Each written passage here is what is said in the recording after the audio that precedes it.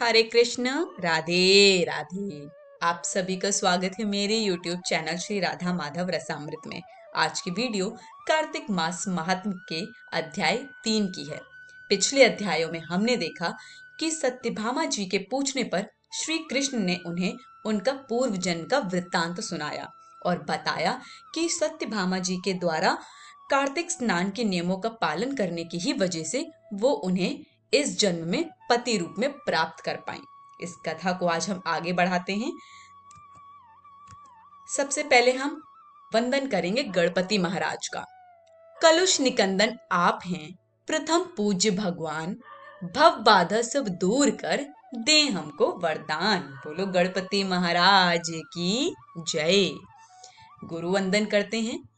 गोरी सौवे सेज पर मुख पर डारे केस, चल खुसरो घर आपने रैन भई चहु देश। बोलो गुरु महाराज की जय। कथा प्रारंभ करते हैं।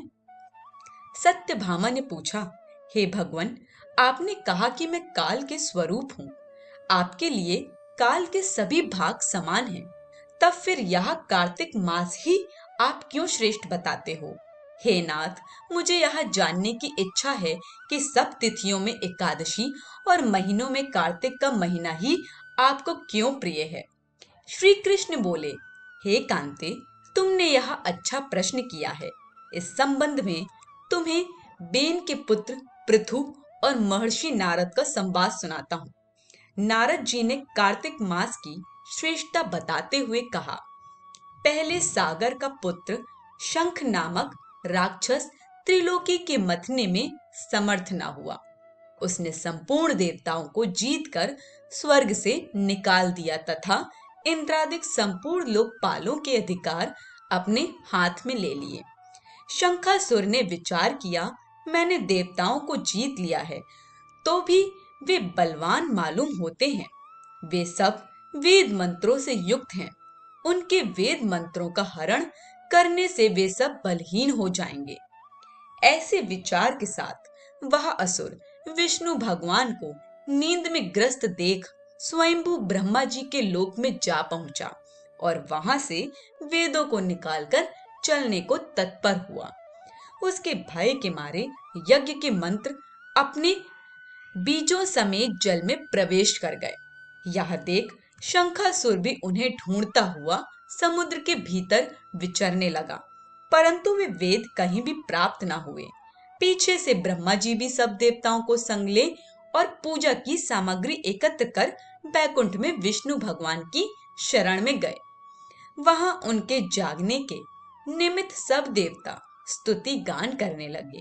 उनकी भक्ति से संतुष्ट होकर भगवान ने नेत्र खोले। विष्णु भगवान उनसे कहने लगे, हे देवगण, मैं तुम्हारे कीर्तन पूजा आदि से प्रसन्न हुआ हूँ। आप लोगों की मनोकामना मैं पूर्ण करूंगा, यही वर देता हूँ। अश्विन शुक्ल पक्ष की एकादशी से देव उठनी एकादशी तक प्रहर भर रात्रि रहे।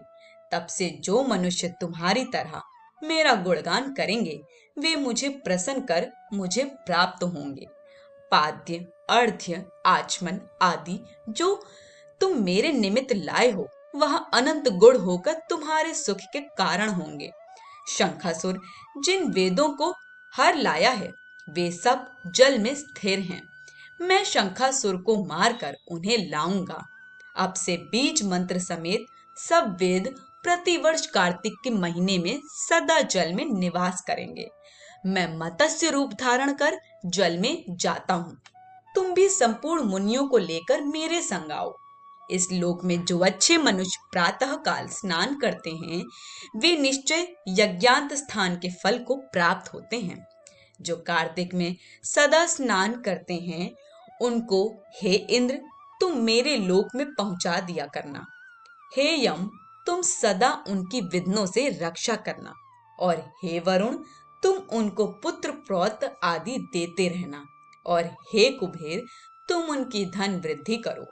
देवताओं, आज तुमने मुझे एकादशी को जगाया है, इसलिए यह तिथि सदा मनाने योग्य है।